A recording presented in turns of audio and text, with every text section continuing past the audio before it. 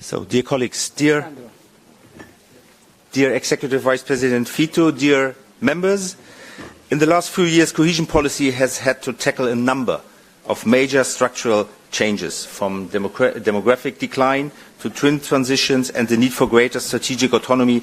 Cohesion has been at the forefront of the response. But we could see at the same time it had also to respond to short-time needs. Recovery from the pandemic, the energy crisis and the war in Ukraine. I'm really grateful that Executive Vice President Raffaele Fitto is joining this plenary session.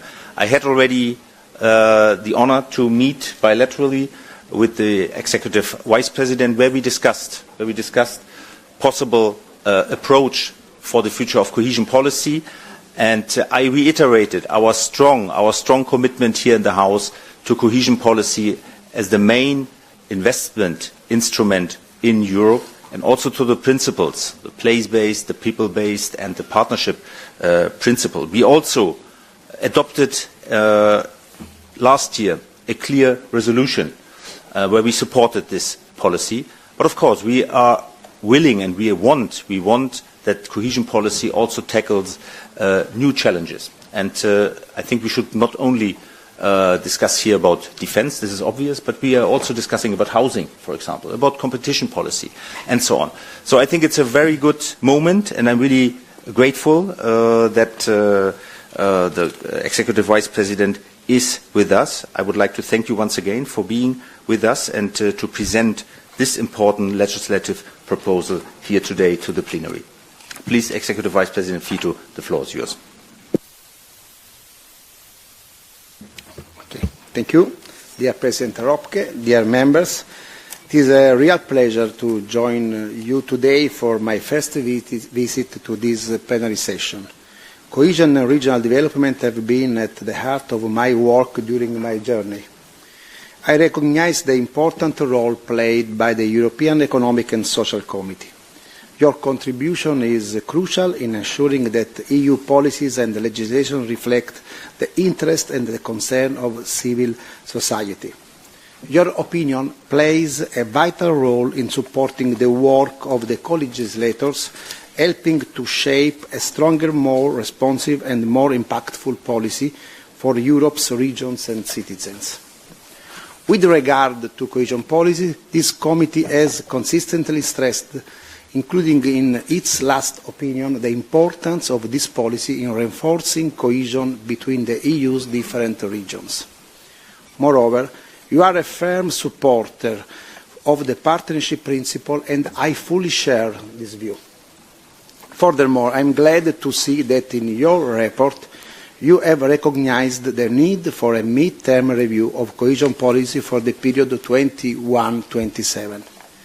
This is due to the radical change in conditions and circumstances compared to those that prevailed when the rules governing the policy were adopted. In fact, the current cohesion policy programs were discussed between 2019 and 2021, and the partnership agreement was signed in 2022. Their implementation really is starting now. But since 2021, the world has changed. Member States, regions, and territories are facing both intensified and new challenges. Existing challenges like access to housing and water resilience have increased. At the same time, new strategic priorities have emerged, such as competitiveness, defence and security. The mid-term review is our collective response to these evolving realities. It is our way of ensuring that cohesion policy continues to deliver on its fundamental mission, while also meeting the urgent demands of today and tomorrow. I know you share our firm commitment to preserving the essential principles and objectives of cohesion policy: the reduction of social, economic and territorial disparities across Europe, partnership, shared management, multi-level governance and place-based approach. This is my goal too, to safeguard cohesion policy's central role both in the next MFF and in the European projects. not to change its core goals, but to ensure that cohesion policy remains not only effective, but fully adaptive and responsive to today's realities on the ground. To achieve this, we are introducing incentives and flexibilities for 5 new priorities, while also accelerating programme implementation through simplification. This change offers increased possibilities to Member States and the regions to direct funding to the new emerging priorities of today, starting now. First is competitiveness, increasing investment in strategic technologies. The proposal extends support to all enterprises with no financial limitation on reprogramming towards step priorities. Second is defence and security. We offer Member States and the regions the option to use cohesion policy to strengthen certain defence capabilities, such as support to companies in the defence sector or to critical infrastructure. Specific incentives are also provided to eastern border regions, which face the dual challenge of increasing security and relaunching their economies. Third is affordable housing. We know how important this issue is for our citizens. In all my meetings, I have been told that housing is a top priority, and this is very much a territorial issue. 75% of Europeans live in cities, creating a problem of overpopulation, while rural areas suffer the opposite change of the population. This proposal aims to tackle the housing investment gap, enabling Member States to double cohesion policy funding for housing, as outlined in President von der Leyen's political guidelines. Fourth is water resilience. We have seen regions facing water scarcity, while others are affected by floods. We propose change to encourage investment in water resilience, including digitalization of water infrastructure and mitigation of drought and desertification impacts. Fifth is energy transition. Our proposal increases support for energy transition, in particular for energy interconnectors and recharging infrastructure. In preparing this package, I had many discussions with the representatives at every level, with the Member States, region, mayors and the many stakeholders involved in implementing the funds. I listened to their needs and experiences, and their feedback is reflected in the measures we are proposing. This is why we have introduced incentives in the form of increased pre-financing and co-financing. To give one example, the resources reprogrammed for these 5 key areas can benefit from an additional pre-financing of 30% in 2026 and the possibility of up to 100% EU financing. We have also introduced additional incentives for programs that reallocate a significant share of their funds towards the new priorities and reinforce support for regions bordering Russia, Belarus and Ukraine. Beyond the financial incentives, we are proposing greater flexibility in programme implementation. We are simplifying the use of the Just Transition Fund, and for those programmes that reprogram at least 15% of their allocations towards the new strategic objectives and step investments. We are extending the eligibility period for expenditure by 1 year until December 2030. This will give Member States and the regions additional time to complete new investments, ensuring that resources are maximised and the results are delivered where they are most needed. In parallel, we will focus our efforts on addressing specific areas that require tailored attention, enhancing support for cities, identifying the most effective ways to assist islands and outermost regions. Let me be very clear on one essential point. This is not a reallocation imposed by the Commission. We are not shifting funding from one sector to another. We are not use these resources to impose where Member States and the regions must invest. The mid-term review offers a voluntary opportunity for Member States and regions to adapt their current programs based on their own development strategies and regional needs. It is important to emphasize this clearly to avoid any misunderstanding. Turning to the next steps, once the revised legislation enters into force, Member States will have 2 months to submit their programme amendments. The Commission will then assess and approve these within 2 months of submission. Our aim is to complete the reprogramming process by the end of 2025, so that implementation can begin from 2026. This is why timing is so crucial, to ensure that citizens and enterprises start seeing the benefits without delay. Dear members, this package is a crucial step forward in modernising cohesion policy, and I welcome your quick reaction. The work we are doing today is not only important for the present. It is laying the groundwork for the future discussion on the next MFF, as also underlined in your opinion. It is an opportunity to shape a modernised cohesion policy, one that stands at the very heart of European priorities. This work will pave the way for the relaunch of a cohesion policy that drives Europe's competitiveness and resilience. For this reason, it will be crucial that we speak one strong, united voice. I know that you have many practical suggestions based on your experience, and today I am here to listen. As you know, this collaborative approach has been my method since the beginning of my mandate, and I will continue with this approach. To conclude, let me say that this is only the first step in our modernisation path.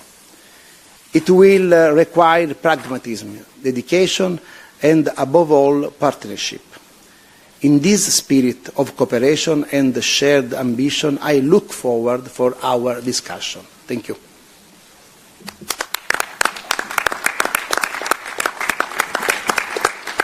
Thank you very much, Executive Vice President Fitto. As you have said, we received a request for an urgent opinion, and within 1 month, less than 1 month, with a number of consultations, our Rapporteur General has produced this opinion, and we will be adopting this opinion following, as I said, consultations that have been as broad as possible in the time available. So therefore, it's now my pleasure to give the floor to the Rapporteur General, David Sventek, to present the opinion. Please, David, you have 3 minutes. Thank you for the floor, Chair, dear Mr. Vice President Fitto, dear colleagues. The midterm review of cohesion policy for this period has been the broadest so far in the history of this policy. The Commission is proposing amendments in regulations to allow Member States and regions to align their funding plans with the EU strategic priorities. Our committee accepts that increased needs, for example, in terms of competitiveness, strengthening defence capabilities, ensuring affordable housing, and support water and energy resilience, make it necessary to shift priorities towards these areas within cohesion policy as well. As Vice President Fitto just said, a very important fact is that the mid-term review of cohesion programmes is a voluntary opportunity for Member States and regions to adjust their programmes based on progress achieved so far and new challenges identified. In addition, the eastern regions bordering Russia, Belarus and Ukraine, which face specific economic and security challenges, will be offered special support. At the same time, the EESC sees the midterm review of cohesion policy as an indication of what shape cohesion policy will take in the post-2027 MFF, with intensive preparations currently underway. The EESC would very much like to ensure continuity of content between 2 successive MFFs, especially in view of the current difficult circumstances and the need for the EU to have a robust capacity to act.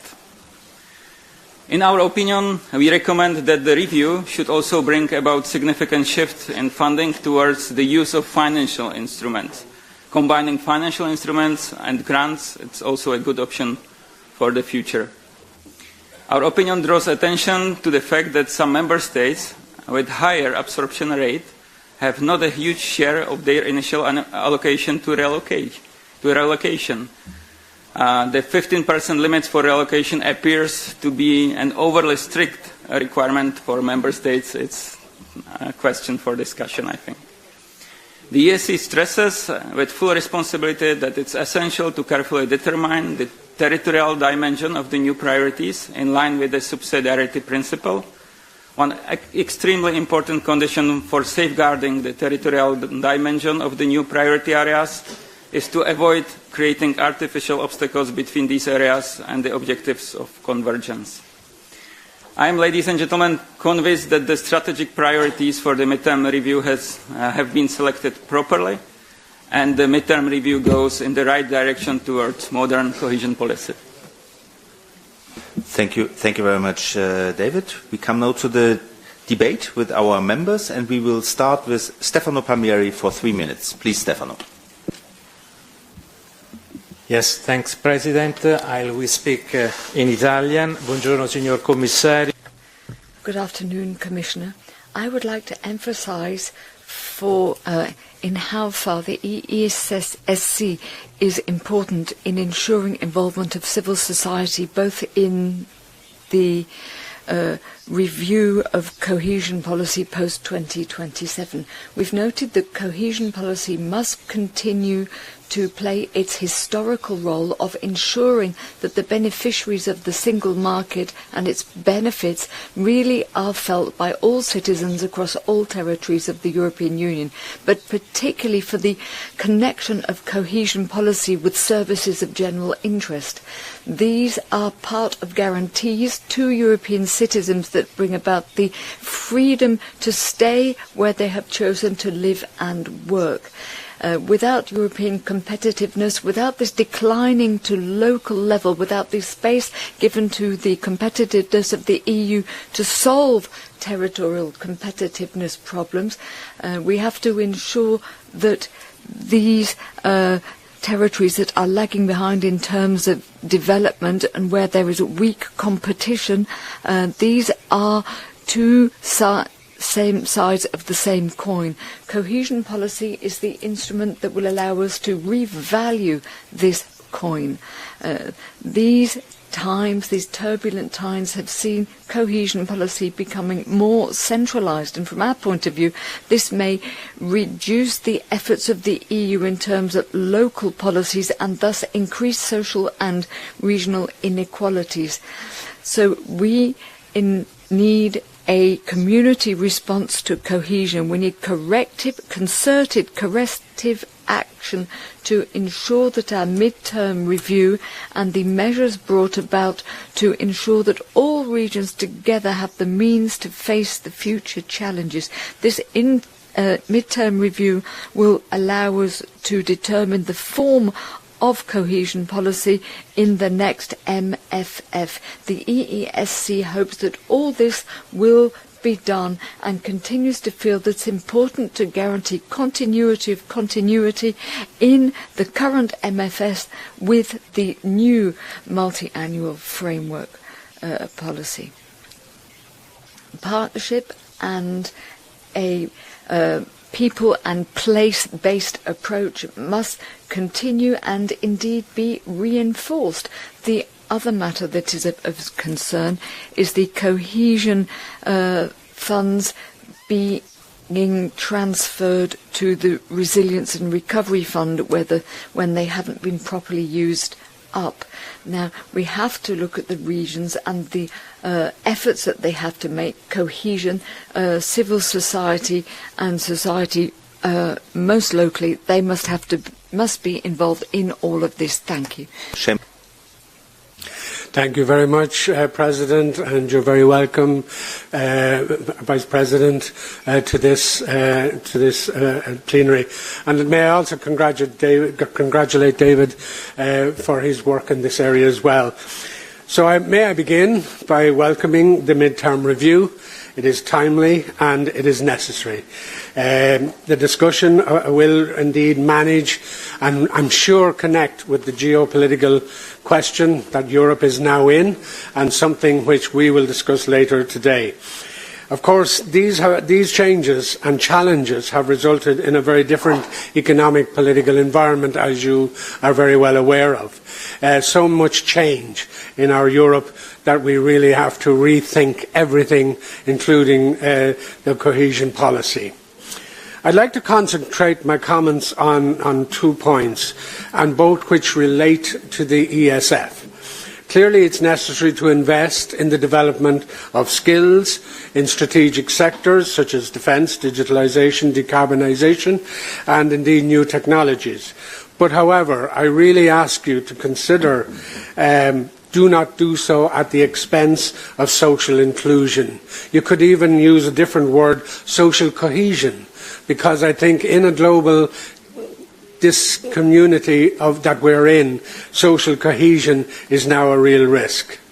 So consequently, the amended regulation on ESF must ensure vulnerable groups, including low-skilled workers, women, as well as disadvantaged groups, continue to benefit from this point.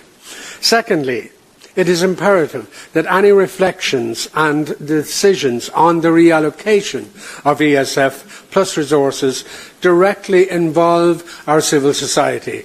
And this is why I thank you for being here in this House of Civil Society. Civil and social dialogue have a key role to play in this discussion and indeed shaping the regulation. It's particularly the case in Just Transition, a programme that my own organisation in Ireland have been very involved in. Just Transition offers hope, but it also offers us to change in a smoother way from practices which are no longer in place. So civil society organisations can do that. I would like to ask you, or end with a small question. And I want to sort of tease out, you have in the past supported the concept of a place-based approach. It's very important to you, as I understand. I want you to explain how that will also ensure the inclusion and the equality, especially among the vulnerable groups that I have spoken about. And again, I wish you every success in the work as Commissioner. Thank you. Thank you very much, Seamus. Next speaker is Konstantinos Diamantouros. Thank you very much, President, and welcome to our House, Vice President. I would also like to thank the Rapporteur for an excellent opinion, but also to congratulate the Commission on this mid-term review, because it really does go in the right direction, because first of all, it recognizes the importance of cohesion, as a central policy of the European Union, but it also explicitly, for the first time, in a way, recognizes the connection of competitiveness with cohesion, because many times in the EU we have this debate of cohesion versus competitiveness, and I think the way this is done by aligning, the use of cohesion policy with the new priorities, in a way, this takes away this dilemma, and I think this is really something important which we have to keep and maintain. Also very crucial is that it recognizes the importance of large companies and how they can also play an important role in investments that have a high developmental footprint in regions, and that these investments can also boost competitiveness, boost cohesion and create quality jobs. So this is really something very important, because large companies in the end also have many SMEs involved in their value chains, And I hope really that these reforms will also be reflected in the next MFF we will see, as they represent truly a very good way forward. Thank you. Thank you very much. The next speaker is Tatiana Babroskiene. Thank you, President. As we take stock of the mid-term review of the EU cohesion policy, let me offer a reflection from the perspective of trade unions, but also education and social inclusion. So first, the numbers are telling. Only 34% of the European Social Fund Plus has been allocated so far, with significant variation between the member states. In regions still facing youth unemployment above 20%, this is not just a technical delay, it's a huge social risk. From a trade union point of view, the policy must do more than building roads and buildings. It's, as you rightly pointed, also building resilience. Yet workers in transition industries like automotive and energy often fall through the cracks.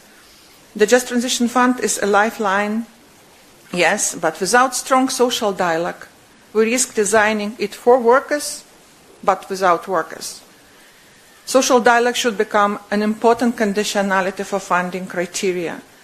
Education and training are the lifeblood of inclusive growth, we know this. Still, digital skills gaps affect nearly 42% of EU population. The cohesion instruments must go beyond funding training. This doesn't work. They must embed lifelong learning ecosystems with local social partners at the driving seat and involve also other relevant stakeholders. And here's something intriguing. Over 10 billion has been reserved for social inclusion. But in many regions, Roma communities and persons with disabilities are barely seeing the impact. If we don't close that implementation gap, cohesion risks become illusion. So my message is clear. We need a sharper social lens. Let's make this policy not just about catching up, but about lifting up. And that means investing not only in regions, but in people, starting with those furthest behind, not just behind. Thank you. Thank you very much, Tatiana. Next speaker is Yanis Varoufakis. Thank you, President. I will speak Greek. Κύριε Αντιπρόεδρε, Mr. Executive Vice President, I have 4 points to make. First of all, at a time when inequality is on the rise, the cohesion policy has to increasingly be shaped by its own fundamental principles. It's very important to point out that in your introductory speech, you reaffirmed your commitment to those, and rest assured that our committee will be on your side in this process. And in any case, we, as representatives of civil society, will always express the view that cohesion policy should generate equality among regions and citizens. My second point, we believe that it's extremely important that you mentioned islands and insularity. These aspects have been highlighted by our committee, and we want to support you in this effort in shaping the strategy. Third point, there's no doubt that regions of Eastern Europe, those bordering with the countries you mentioned, need specific support. But please, Mr. Vice President, the eastern borders start in Finland and end in Cyprus. And I represent Greece, and my country, because of Turkey, has been spending 5 to 7% of our GDP for many years now. It's 5 to 7% of the Greek GDP, and we haven't been treated in a similar way. So I believe that these measures should apply to all countries from Finland to Cyprus in the external borders, because Cyprus is under pressure as well. And finally, let me point out that this idea about a national plan for each member state, the model of the RF fund did not have a positive impact as regards the participation of civil society organizations in the planning and the monitoring and the implementation stage. So please think about it once again and try to follow the cohesion policy model that is applied for 35 years now in Europe and has been successful. Thank you. Very much, Yanis. Next speaker is Pietro Dell'Otto. Buon pomeriggio, signor. Good afternoon, Mr. Vice President. I'm very pleased that you are here today and that you have selected as a priority a topic that focuses on this new strategy. And we are particularly happy because in this room, perhaps you would remember that we began an important process hand in hand with the European Parliament. And the speaker's lost his microphone. And this was a package that contributed to the resilience package. So thank you for that. We have done our utmost to support you, and that, in a way, that could support this project, which is a long-term one. These resources are not just a given, but a huge opportunity to develop competitiveness, the green transition, the clean technologies, where we are also leaders at a global level here in Europe. So thank you for everything that you will do on this in the future too. Thank you, Vice President. Florian Marin. Thank you so much, dear President. The reform of the cohesion policy needs to take into account the major challenges which we are facing today, such as enlargement, geopolitical instability, the twin transition, but also defending the European social model. Partnership principle, multi-level governance, place-based approach, or thematic concentration should remain the core principles of the cohesion policy. But we must add another principle, social conditionality principle, since it is in the common agriculture policy and it is not in the cohesion policy. Also, the cohesion policy is not a crisis instrument. While some argue that can solve everything, this approach sets unrealistic expectations. The recent experience with the National Recovery and Resilience Plans has shown that the project transfer from the Recovery and Resilience Facility to the cohesion policy is problematic, since there are two different instruments with two different objectives born in two different contexts. Equally important is the role of civil society. Democracy demands that the civil society hold a real influence in the monitoring committee and not just a seat at a table. Civil society needs 50% of the votes in the monitoring committees. All the border regions should benefit from a thematic concentration, taking into account the strategic role of those regions in this geopolitical context. Since we will have safe instruments, financing defense needs using the cohesion funds is rather weakening the cohesion itself. If we will undermine the European project from the inside, even the strongest military arsenal won't be enough to hold it together. True security, dear Commissioner, doesn't come from arms alone.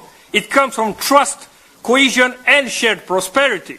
Let us defend Europe not only with tools of war, but let's defend it, take into account our strength of unity, development, but also trust. That is the defense that will last, dear Commissioner, and this is the cohesion and resilience that will last. Thank you so much. Thank you very much. Next speaker is Andris Gobinch. Thank you, President. Indeed, this MFF midterm review is going to be the basis for the next MFF, and this is why it's so important to get the right accents, and which leads me to some suggestions for your work. As you're touring through the European member states at this moment, and touring involves also discussion and promoting MFF and cohesion policy, I would like to especially ask you to express how important cohesion policy is also for the so-called richer EU countries. Without a proper cohesion policy in the East, especially in the border countries, there are additional pressures to migration which cause big problems, possible problems in the richer countries, and which arise as well costs in these respects. So cohesion is in the interest of the rich countries, and it is not enough in saying only to allocate the existing funds. They have to be increased. Thank you very much. Thank you very much. Next speaker is Katrina Zarina. Thank you, Mr. President. Dear colleagues, dear Commissioner Fitto, so we are here today to discuss midterm evaluation of the cohesion policy. And I believe this review will have a significant impact on ongoing discussions about next multi-annual financial framework. At the same time, the evaluation has underscored the need to adjust our current funding needs, and it is vital to respond to the growing demand for continued financial support for recovery from the COVID-19 crisis. And even more, we must place greater emphasis on strengthening the resilience of the EU economy, as well as increasing investments in defence and security in light of the ongoing war in Ukraine. Latvia joined the EU in 2004, and I have personally witnessed the positive impact that cohesion policy has had on our economic growth. And I can confidently say that without these investments, this wouldn't be possible. However, full convergence with the rest of the member states has yet to be achieved. And this makes it clear that we need a strong and financially stable cohesion policy, capable of responding to investment needs in member states, not only today, but into the longer future. Over the years, cohesion policy has played a key role in fostering economic growth, improving living standards, and reducing disparities between regions. It has contributed significantly to build prosperity and strengthening social and territorial cohesion across Europe. And we need to make this policy more visible to Europeans, that they can see that this is an essential policy for all of them. Thank you. Thank you very much. Next speaker is Corina Murafa.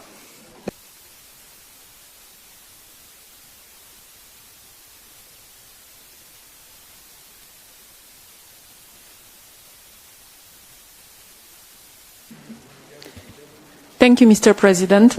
I'm here. Thank you.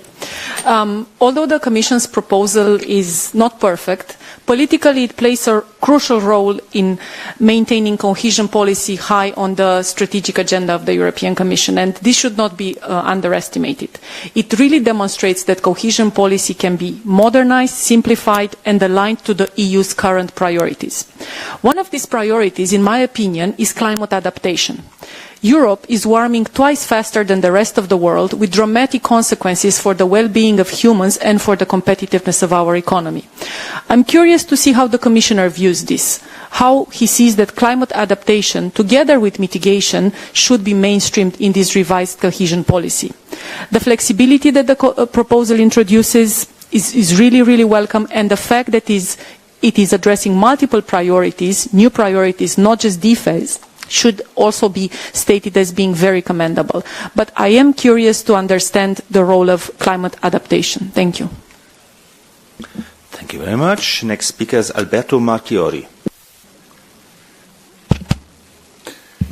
Signor Vicepresidente, caro Vice President, dear Raffaele,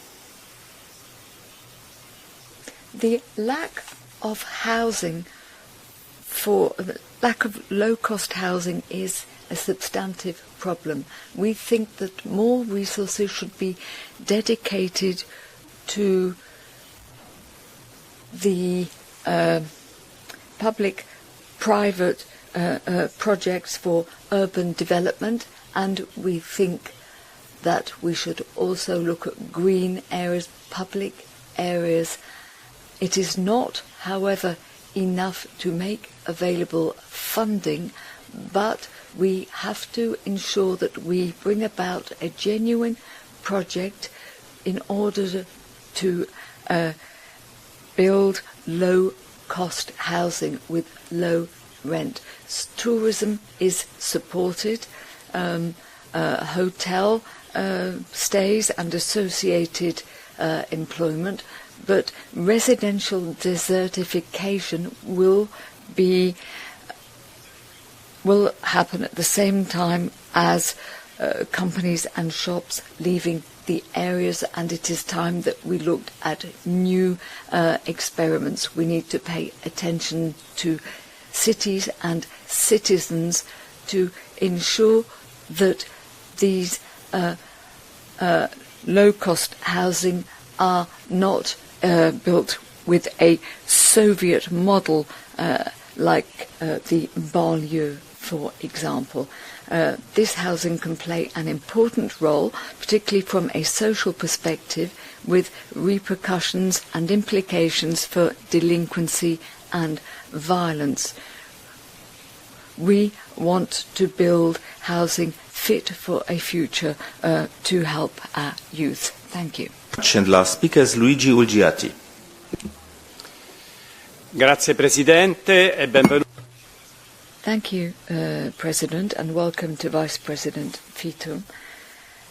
Given the importance of the movements that are characterising the geopolitical situation, it is indispensable for a mid-term review of cohesion policy. It is also fundamental to act within the next MFF. We've had the pandemic, wars, and now tariffs. These have completely changed European perspectives. There are measures characterised by strong impact on the Green Deal, and today, more than ever, we have to take account of new problems linked to energy dependency, the cost of raw materials, supplies of rare earths. We have to look at European strategies, take on board our new needs, promote competitiveness of our companies and employment, defence of our continent, given economic disparities which persist across various territories, financing a new policy looking at energy poverty and water resources, investing in research and development, using education to develop competencies to help fuel the digital transition. These are just a few suggestions. We are looking forward to a new vision of Europe that matches our times and which can meet the expectations and wishes of citizens. Thank you. We are coming back now to the podium, and we will start this time with the rapporteur for his reply. Please, David, the floor is yours for 2 minutes. Thank you very much, dear colleagues, for your comments and your supportive words. Cohesion policy is designed to reduce economic, social and territorial disparities between the regions of the European Union, and it's a long-term policy, it's a long-term goal. I believe that the convergence should remain as a main goal, but some flexibility and adaptability is definitely needed. And this mid-term review is a good opportunity to react on major geopolitical and economic events which reshape the EU's strategic political priorities. Mr. Commissioner Fitto said that you will safeguard cohesion policy in the future multi-annual financial framework. Thank you for that, definitely. And I believe that our House of Organized Civil Society, will be and can be a strong partner in this debate and will help you with this probably difficult task. In these days, it seems to be difficult. Dear colleagues, let's support the opinion. Let's support the midterm review of the cohesion policy. It's a beginning of the new modernization path of this oldest European policy. Thank you.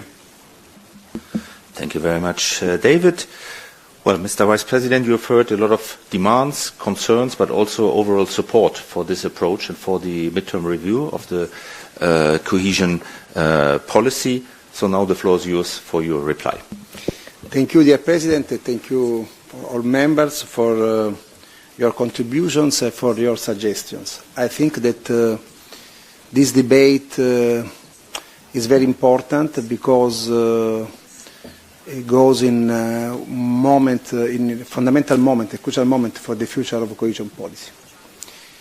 As you know, we are working to not defend cohesion policy, but to relaunch and modernize cohesion policy. I think that this is the first important point that it's necessary to underline. The second point is the approach with the cohesion policy. I have a long experience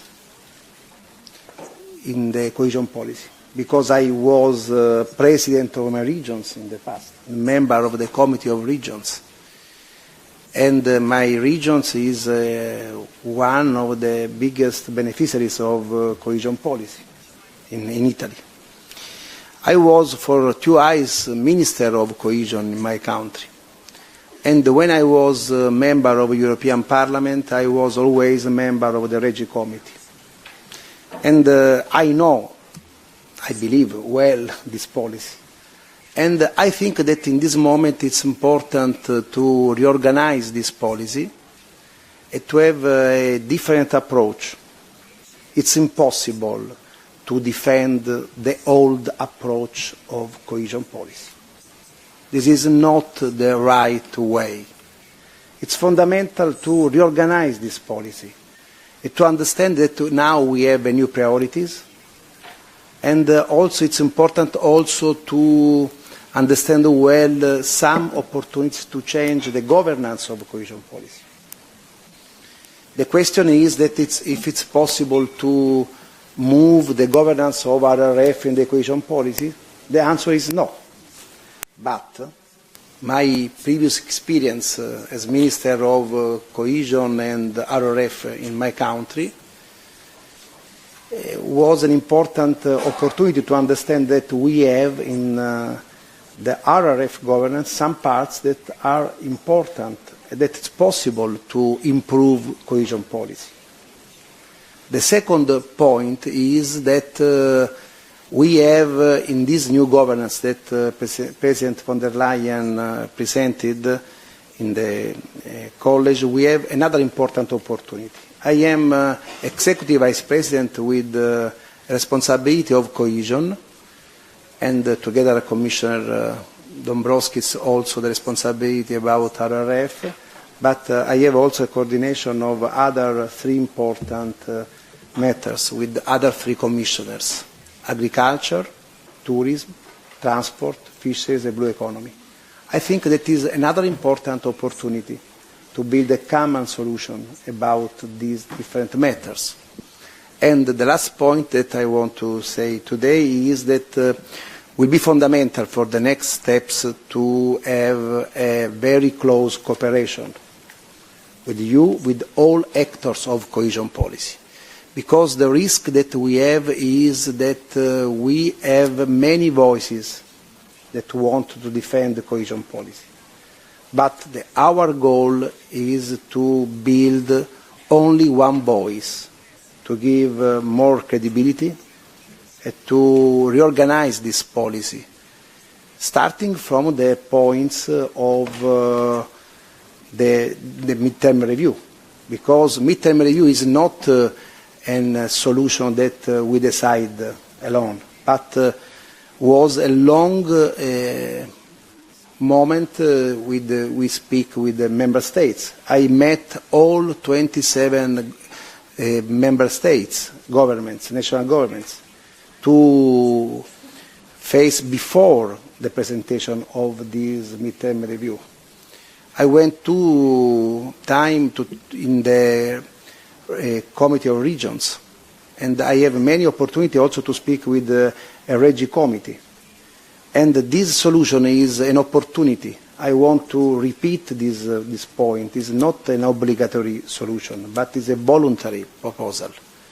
And in these new 5 priorities, we have the different opportunities, because during my first missions, for example, I went to Finland, and I went to Lappalanta, to the border of Russia, and I understood one important thing, that it is not the border of Finland, but that is our border. And when we emphasize in our proposal the role of the eastern border regions, we give an important message in this way. It's fundamental to understand that if we want to defend the European values, it's very important to have this approach. And competitive water, housing and energy are an important priority that are coherent with the proposal of the President von der Leyen's guidelines, because in that guidelines we have these points like priorities. It's important to continue in this way. And I think that now is a crucial moment, and our cooperation will be fundamental, because this midterm review is an important step to anticipate the debate for the next MFF. And I think that it's possible during these next weeks and next months to build a common position in this way. This is my approach. I am open, my door is open to work together, and I think that the contributions of civil society are very important for us, for the European Commission, and for all strategy that will be necessary to have for the future. Thank you very much. Thank you very much, Vice President, for this open exchange. And I think we all appreciate very much your approach, that your door is open, that you engage in a dialogue with us at this stage. And you have seen that we have a lot of suggestions from the civil society side, but we have also a clear commitment that we want to be part of the solution of modernizing the cohesion policy.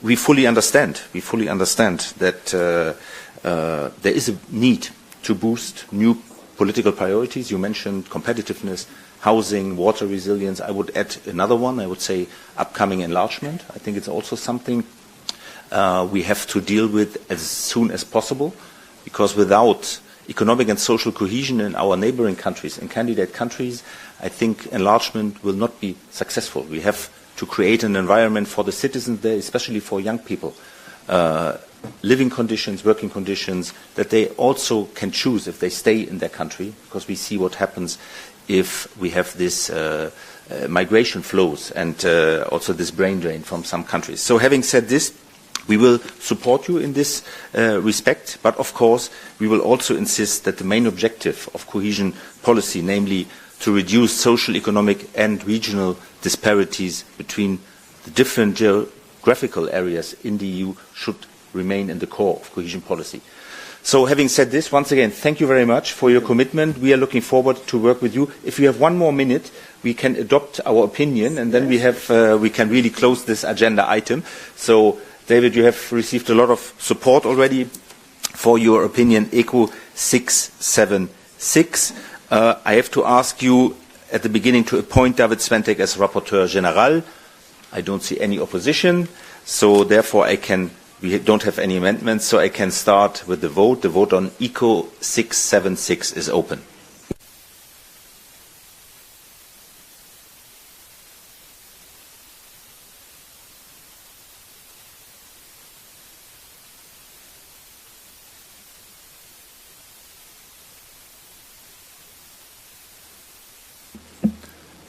And the vote is closed. 202 in favor, 2 abstentions. Great result. Congratulations.